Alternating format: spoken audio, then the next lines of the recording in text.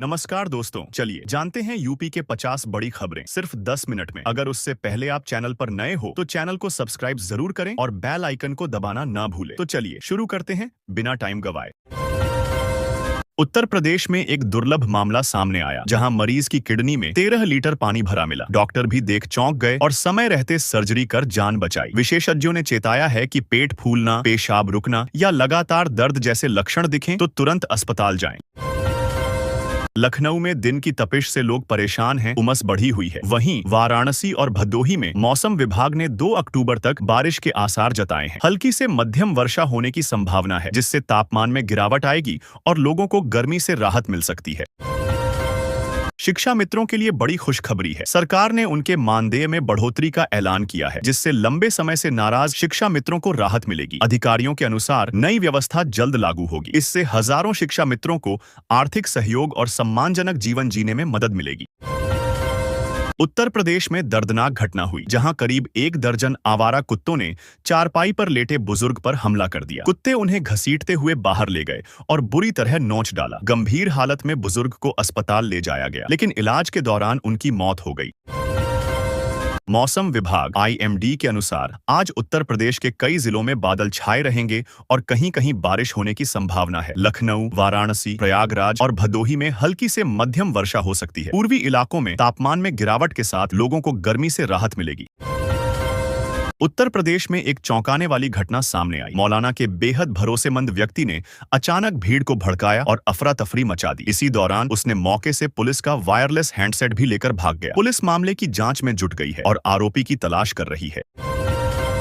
उत्तर प्रदेश में आंगनबाड़ी कार्यकर्तियों की भर्ती में बड़ा फर्जी वादा सामने आया। 7 उम्मीदवारों का गलत चयन हुआ, जिसके पीछे जांच में DPO और CDPO दोषी पाए गए। अधिकारियों ने मामले की गंभीरता को देखते हुए कार्रवाई की तैयारी शुरू कर दी है और भ्रष्टाचार में शामिल लोगों के खिलाफ सख्त कदम उठाए जाएंगे। दिवाली से पहले उत्तर प्रदेश के सभी जिलों में स्वदेशी मेला लगेगा। इस मेले में स्थानीय हस्तशिल्पी, उद्यमी और कारीगर अपने उत्पाद प्रदर्शित करेंगे। इससे उन्हें अपना काम बढ़ाने का मौका मिलेगा और आम जनता तक उनके हुनर की पहचान पहुंचेगी। आयोजन से रोजगार और व्यवसाय दोनों को बढ़ावा मिलेगा।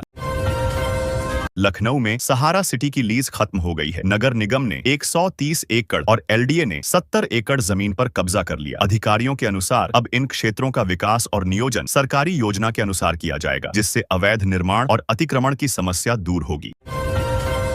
उत्तर प्रदेश में शिक्षकों और कर्मचारियों ने बड़ा ऐलान किया है। उन्होंने 25 नवंबर को दिल्ली कूच करने का फैसला किया है। इस दौरान वे पुरानी पेंशन योजना की बहाली सहित अपने अन्य वित्तीय और सेवा संबंधी मांगों को भी उठाएंगे। सरकारी अधिकारियों ने उनकी याचिकाओं पर गौर करने की बात कही है। सरकार ने रब्बी सीजन के लिए योजना तैयार कर ली है। किसानों को खाद की कमी नहीं होगी, क्योंकि सप्लाई में 5 लाख मीट्रिक टन की बढ़ोतरी की जाएगी। इससे खेतों में समय पर फसल बोने और उत्पादन बढ़ाने में मदद मिलेगी। अधिकारियों ने किसानों से सहयोग और योजना का पालन करने की अपील की है। उत्तर प्रदेश में खतरनाक केमिकल से पुराने आलू को नया दिखाने का खेल पकड़ा गया। कार्रवाई में 8 लाख रुपए का माल जब्त किया गया। खाद्य सुरक्षा विभाग ने बताया कि यह घोटाला पूरे प्रदेश में चल रहा था। अब हर जिले में अभियान चलाकर ऐसे अवैध और हानिकारक सामान पर रोक लगाई जाएगी।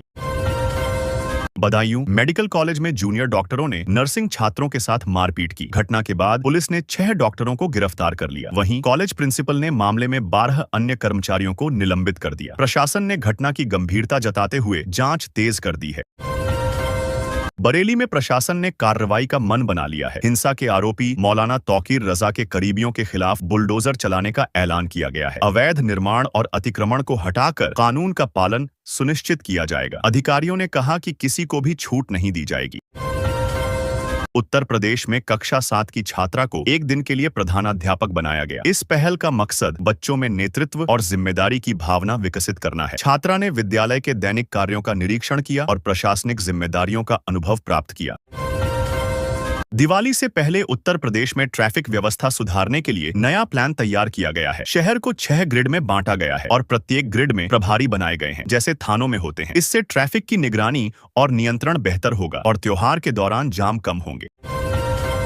उत्तर प्रदेश में नगर निगम में 10 साल पहले हुए भुगतान में घपलेबाजी का मामला सामने आया है। विधानसभा समिति ने संबंधित रिपोर्ट तलब की है। अधिकारियों की लापरवाही उजागर हुई है और मामले की जांच शुरू कर दी गई है। भ्रष्टाचार में शामिल लोगों के खिलाफ कड़ी कार्रवाई की संभावना है। उत्तर प्रदेश में नगर पालिका की जमीन पर सालों पहले बनी मजार को हटाने का रास्ता साफ हो गया है। हाई कोर्ट ने मजार के खिलाफ दायर याचिका खारिज कर दी। अब प्रशासन मजार को हटाकर जमीन का उपयोग नियमानुसार करने की कार्रवाई शुरू करेगा। नए जीएसटी स्लैब से त्योहारी सीजन में सभी वर्गों को फायदा होगा। सांसद हेमा ने कहा कि इससे आम जनता को खरीदारी में राहत मिलेगी और व्यापारियों के लिए भी लाभदायक होगा। उन्होंने उम्मीद जताई कि नई दरें बाजार में उत्साह और बिक्री बढ़ाने में मदद करेंगी। उत्तर प्रदेश में 44,000 खाली पदों पर भर्ती की तैयारी पूरी हो गई है। इच्छुक उम्मीदवार आज ही आवेदन कर सकते हैं। विभिन्न विभागों में वैकेंसी उपलब्ध है। अधिकारियों ने समय पर आवेदन करने और आवश्यक दस्तावेज तैयार रखने की सलाह दी है ताकि किसी भी तरह की समस्या न आए। उत्तर प्रदेश में अब नए बिजली कनेक्शन सिर्फ प्रीपेड स्मार्ट मीटर के साथ ही दिए जाएंगे। पावर कॉर्पोरेशन के अध्यक्ष ने यह आदेश जारी किया है। इसका उद्देश्य बिजली की बचत, बिलिंग प्रक्रिया में पारदर्शिता और चोरी रोकना है। नए कनेक्शन लेने वाले ग्राहकों को स्मार्ट मीटर लगवाना अनिवार्य होगा। उत्तर प्रदेश बोर्ड कक्षा 12 के छात्रों के लिए लेखा शास्त्र का पाठ्यक्रम अब पीडीएफ में उपलब्ध है। छात्र इसे आसानी से डाउनलोड कर घर पर पढ़ाई कर सकते हैं। पीडीएफ में सभी अध्याय, महत्वपूर्ण विषय और अभ्यास प्रश्न शामिल हैं, जिससे परीक्षा की तैयारी सरल और व्यवस्थित होगी।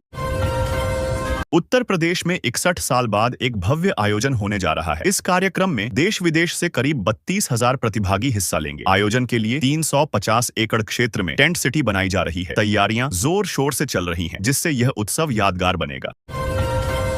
आज से 2 दिन तक गोरखपुर का ट्रैफिक बदलेगा। दुर्गा पूजा के आयोजन के कारण शहर में भारी वाहनों की एंट्री पर रोक रहेगी। पुलिस ने ऑल्टरनेट रूट्स और यातायात नियमों को लेकर विशेष दिशा निर्देश जारी किए हैं ताकि यात्रा सुचारू रहे। अब उत्तर प्रदेश में आयुष्मान कार्डधारी मरीज घर बैठे अपॉइंटमेंट ले सकेंगे। सरकार ने इसके लिए हेल्पलाइन नंबर जारी किया है। इससे अस्पताल में लंबी लाइन और समय की बचत होगी। मरीज अपनी सुविधा अनुसार डॉक्टर से मिलकर इलाज करवा सकेंगे। नॉमिनी ने बीमा कंपनी से 40 करोड़ रुपए का क्लेम मांगा। अधिकारियों ने दस्तावेजों की जांच में संदेह पाया, जिससे एक खौफनाक कांड का खुलासा हुआ। मामला अब जांच के दायरे में है और पुलिस प्रशासन इसे गंभीरता से देख रहे हैं। इस्लाम के प्रचार के लिए गाजी ने उत्तर प्रदेश पुलिस की नौकरी छोड़ दी। इसके बाद उन्होंने ओवैसी की पार्टी से जुड़ने के बाद सपा की सदस्यता ली। यह राजनीतिक और धार्मिक बदलाव स्थानीय चर्चा का विषय बना हुआ है। सुल्तानपुर का ऐतिहासिक दुर्गा पूजा महोत्सव दर्शकों को अपनी परंपराओं से मोहित करता है। खास बात यह है कि पहली बार विसर्जन शोभा यात्रा 8 कहारों की डोली से निकाली गई थी। यह आयोजन क्षेत्र की सांस्कृतिक धरोहर और उत्सवों की भव्यता को दर्शाता है। यूपी आरईरा ने बड़ा एक्शन लिया है। महागुन, गौरसन सहित कई बिल्डरों पर घर खरीदारों की शिकायतों के आधार पर जुर्माना लगाया गया। यह कदम रियल एस्टेट क्षेत्र में पारदर्शिता और खरीदारों के अधिकारों की सुरक्षा को मजबूत करने के लिए उठाया गया है। तो दोस्तों, ये थी आज की उत्तर प्रदेश की टॉप खबरें। अगर वीडियो पसंद आया हो तो वीडियो को लाइक, शेयर और चैनल को सब्सक्राइब करना ना भूलें। मिलते हैं अगले अपडेट में। जय हिंद।